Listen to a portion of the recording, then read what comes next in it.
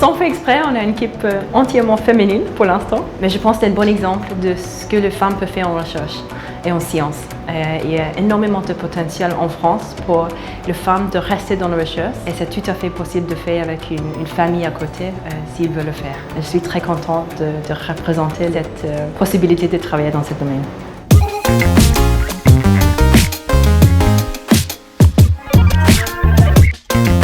Je suis australienne, je fais toutes mes études en Australie.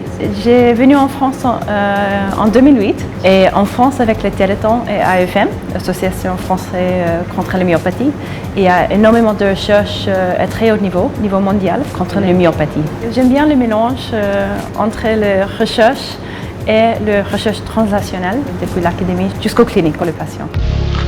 DynaCure, c'est une biotech, on est cofondé en fin 2015, début 2016. Et le but de DynaCure, c'est de développer des thérapies pour les maladies rares où il n'y a aucune thérapie qui n'existe pour l'instant pour les patients. C'est une start-up qui vient de recherche académique qui a été faite à l'IJBMC. J'ai cofondé avec deux autres chercheurs.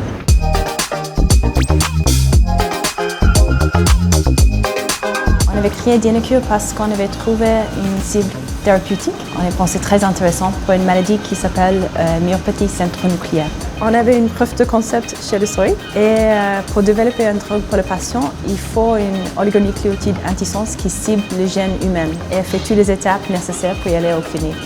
Et ça prend du temps. C'est une myopathie qui fait partie de la myopathie congénitale et les enfants, presque 2/3, ne survivent pas pour le deuxième anniversaire. C'est une maladie qui affecte en France entre 4 000 et 5 000 patients.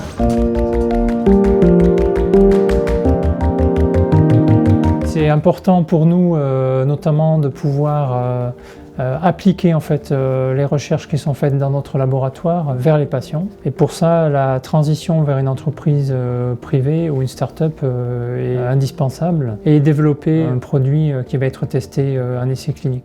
Belinda est quelqu'un qui est très entrepreneuse, qui est aussi cette force de caractère pour aussi faire le maximum pour concrétiser les recherches vers les patients. DynaCure, c'était une opportunité donc, pour moi pour suivre la continuité de nos recherches et sachant que Belinda aussi allait superviser une équipe, c'est aussi une chance pour nous. Le fait d'évoluer, de passer vers le côté patient, c'est ce qui m'a motivée. Parce qu'on sait qu'il y a les patients derrière, c'est des maladies rares, donc on est vraiment motivés, il faut qu'on avance et c'est ça qui est très important aujourd'hui.